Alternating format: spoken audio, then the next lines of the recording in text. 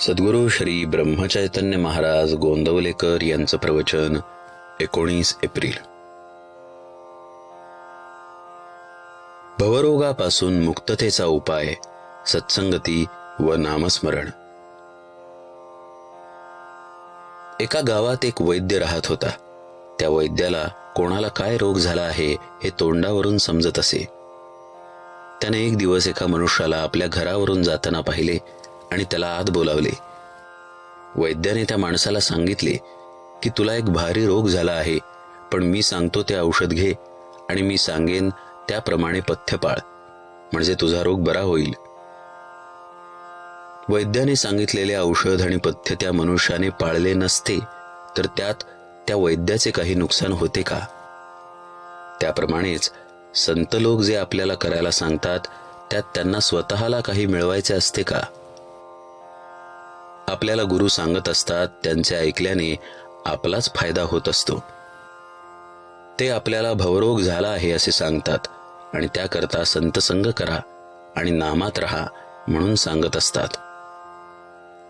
ते जे सांगतात ते स्वतः अनुभव घेऊनच सांगत असतात.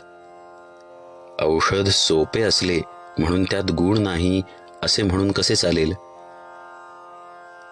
तुकारामांनी आपल्या उपासनेची शपथ घेऊन सांगितले आहे की नामस्मरणासारखे सोपे साधन नाही. तुमचा हल्लीच्या साधूंवर विश्वास नसला तरी समर्थ आणि तुकाराम यांनी सांगितलेले त्यावर तरी विश्वास ठेवायला काय हरकत आहे? त्यांनी तुमच्या कल्याणाकरताच ते साधन सांगितले आहे. ते तुम्ही न कराल तर त्यांचे काही नुकसान नाही, तुमचेच नुकसान आहे. तरी त्याचा विचार करा. आपल्याला रोग झाला आहे अशी आपली अगोदर खात्री झाली पाहिजे, म्हणजे निम्मे काम झाले. आपल्याला रोग झाला आहे असे पक्के कळल्यावर आपण औषध घेण्याचे टाळणार नाही. संसारात सुख नाही असे आपल्याला दिसत असताना ज्या योगाने सुख मिळेल त्याच्या खटपटीला लागले पाहिजे. त्याकरिता होईल तितके नामात राहण्याचा प्रयत्न करा, म्हणजे तुम्हाला खरे समाधान मिळेल. एका मनुष्याने 30 वर्षे मनापासून नोकरी केली. तो म्हणाला, भगवंताची पूजा आणि भक्ती कशी करावी हे मी नोकरीवरून शिकलो. त्याला विचारले ते कसे? तेव्हा त्याने उत्तर दिले, नोकरीमध्ये वरिष्ठांच्या मर्जीप्रमाणे वागावे लागते. तो जिथे बदली करील तिथे आपल्याला जावे लागते. मग घरात अडचण असली तरी तिथे आपले काही चालत नाही, म्हणजे आपले पण बाजूला ठेवावे लागते.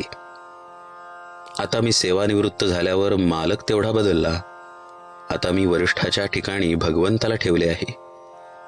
भगवंत हा श्रेष्ठ वरिष्ठ आहे, कारण तो माणसासारखा स्वार्थी नाही. तो अत्यंत निस्वार्थी असल्यामुळे माझ्या हिताचेच नेहमी घडवून आणतो. म्हणून मी आता अत्यंत आनंदात आहे. याचप्रमाणे प्रत्येक माणसाने आपल्या प्रपंचापासून परमार्थ करायला शिकले पाहिजे. हेच आपल्या जीविताचे सार आहे. अनन्यतेशिवाय भगवंताची प्राप्ती नाही, त्यातच भक्ती जन्म पावते.